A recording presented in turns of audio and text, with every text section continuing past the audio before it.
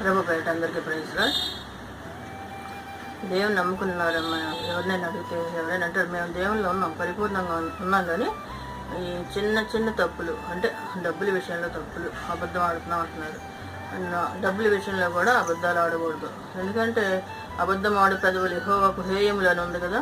అబద్ధం ఆడకూడదు. చిన్న తప్పైనా పెద్దదైనా తప్పే కదా.